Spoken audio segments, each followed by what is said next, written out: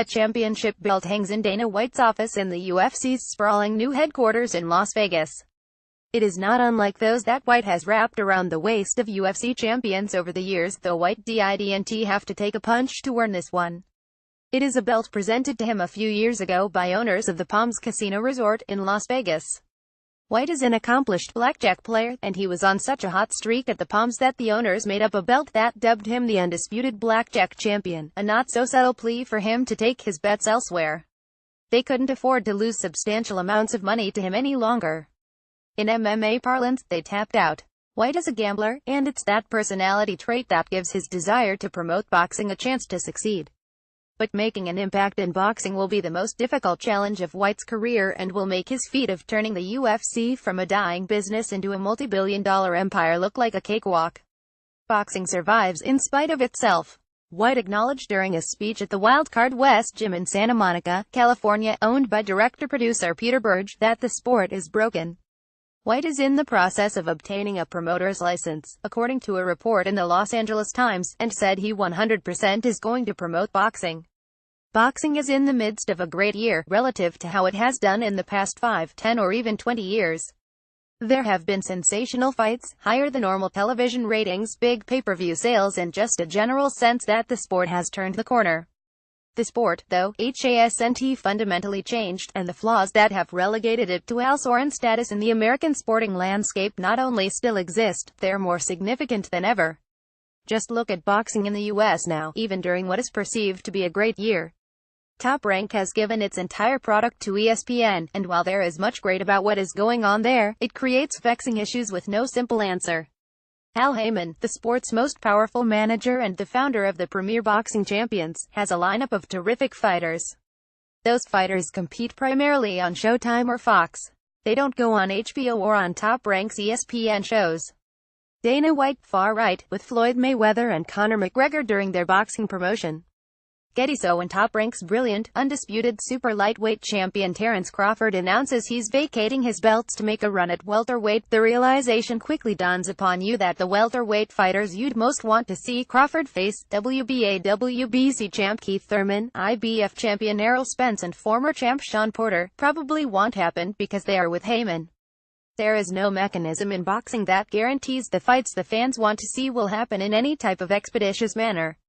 Who among us will ever forget the tortuous 5 years plus it took to put the Floyd Mayweather-Manny Pacquiao fight together? They were each at their absolute peaks when it was first discussed in 2009, but both were on the downhill when it finally occurred in 2015. Boxing is facing that situation now.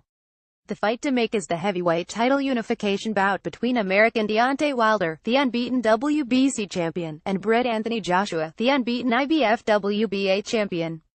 Wilder, who is 390 with 38 knockouts, wants to fight Joshua. And Joshua, who is 200 with 20 knockouts, wants to fight Wilder.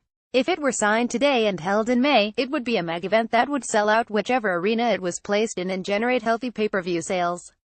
But it's not going to happen in the spring, probably won't happen in the summer, and there is at least a decent chance it doesn't occur at all in 2018. Joshua's promoter, Eddie Hearn, has done a brilliant job building the sport into the second most popular in the United Kingdom, behind soccer. He's beginning a push in the US, promoting an HBO show on Saturday in Long Island that features a middleweight bout between Daniel Jacobs and Luis Arias. Hearn is a bright, clever and engaging man who took to the streets this week, asking New Yorkers if they knew who Wilder was. It was a great stunt, though it failed to prove anything. Save for a few promoters, the quality of boxing promotion is beyond abysmal. Fights aren't made. Many promoters treat the fighters like hired help. There is little investment in the sport's future. Boxing is an event-driven sport. When there is a big event, like Mayweather-Pacquiao, the world pays attention, the media comes out and lots of money is made. Far too often, though, the world at large ignores what is going on in boxing because there is no cohesive strategy in the sport. It's every man for himself. Into this breach steps White, who is arguably the greatest fight promoter who ever lived. Love him or hate him, you're ignoring the facts if you deny that. There are, though, major differences between 2001, when White and then partners Lorenzo and Frank Fertitta purchased the UFC, and 2018, when White would presumably move into boxing. For $2 million in 2001, White and the Fertitta brothers bought a hope and a dream. They loved mixed martial arts and believed, if promoted and presented properly, the public at large would as well.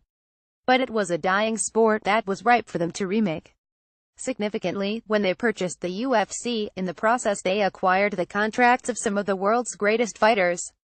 Going into boxing, there is nothing to buy, so they'd have to partner with someone like Heyman or sign free agent fighters to build a roster. A UFC title is now hugely significant because the vast majority of the world's greatest fighters are signed to UFC contracts. If White creates a league like the UFC in boxing, the problem he'll have is finding a way to make the fights for his athletes when there are great opponents signed to other promoters. It's a complicated process, but if anyone can make it work, it's White. He's not only smart and resourceful, but Zuffa Boxing will be as well financed, or perhaps better, than any of the existing boxing promoters. Asked about White's announcement that he'd enter boxing promoting, Hearn gave a hearty thumbs up, understanding the need for someone of White's caliber in boxing. "I was thrilled to hear Dana White plans to promote boxing," Hearn said. "He's got a great profile, he'll bring more attention to the sport, he knows how to put on a show and he's a real promoter. That's what we need in this business." There is an irony here in that, while building the UFC, White often trashed boxing as a dying or dead business. There is no denying his love for the sport, but he hasn't hesitated over the years to point out its many inadequacies. As good as White is, though, those problems that White identified are still very real. And, as of yet, remain unresolved. White could be boxing's, White Knight, but it's going to test him like he's never been tested before. If he can help boxing become a viable and relevant business in the American sporting landscape, it will be, with no hyperbole intended, one of the great business success stories of all time. Popular UFC video on Yahoo Sports.